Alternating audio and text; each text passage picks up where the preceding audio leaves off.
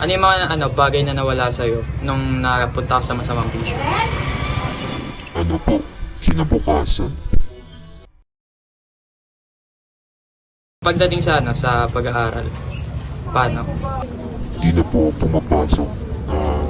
Napapakaling na lang po. Tsaka na papabarkada.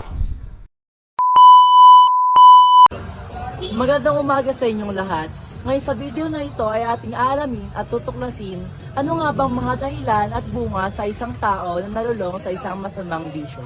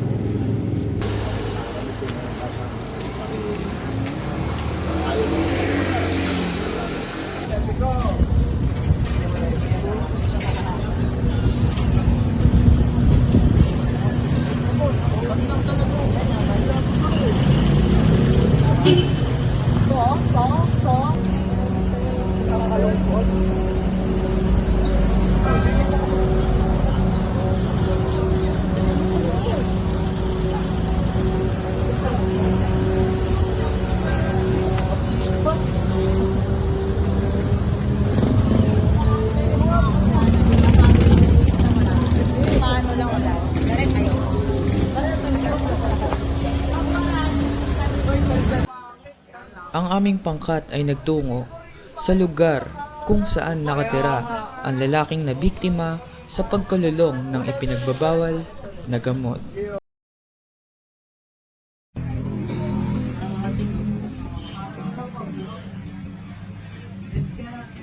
Magandang umaga sa inyong lahat. Ngayon ay kasama ko si At ngayon ay magkapanayam tayo kung ano nga ba ang naging dahilan at ay tulak sa kanya sa masasamang bisyo at epekto at bunga nito. Ikwento mo naman sa akin kung ano yung kung paano ka nagsimula o paano ka nagawa sa masamang ito. Ano po? Una kasi nag-family problem ako. Parang sinabi ko sa mga kaibigan ko. Tapos parang na-influensya nila ako music, marijuana. Ano po ang nagtulak sa inyo o naging dahilan kung bakit po kayo napunta sa isang masamang bisyo? Dahil po sa family problem, kaya sa mga kaibigan na influensya. Tapos, nung ano po, simula po nagka-girlfriend ako.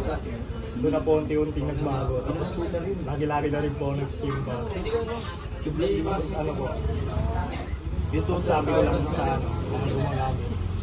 Habang maaga pa, ito yun. Ano yung buhay mo nung hindi ka pa napupunta sa masamang bisyo? Natulong ako sa nanay ko maghugas, tapos maaga ako natutulog.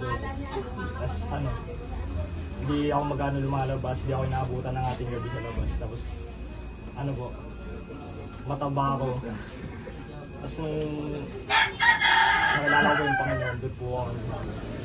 Sa ngayon, ano yung mga posible na ginagawa mo sa araw-araw para malibang ka at para hindi ka na mabalik dun sa pagbibisyo mo? Pagja-jogging po, sa paglalaro ng online games. Tapos di na lumalabas. Wow, di na So lang. naglilibang ka na lang ng mga online games, no? Kaysa mag-ganon. Mabuti yan para hindi ka na mabalik sa kamusta naman yung mo ngayon, yung araw mo? Maganda ba? Maganda. Huling tanong para makauwi ka na sa bahay nyo. Ano yung mabibigay mo na message sa sa mga tao para Itigil yung itigil yung pagbibisyo nila? Ano po, huwag na kayo huwag niyo susubukan. Dahil mahirap makalabas. Tama. Ngayon maraming salamat dahil nagpapanayam pa sa amin sa video na ito. Ano masasabi niyo? Sa mga nagbibisyo dyan, hanggat maaga pa, hindi. Bigyan niyo na daw baka mamaya tuloy-tuloy pa yan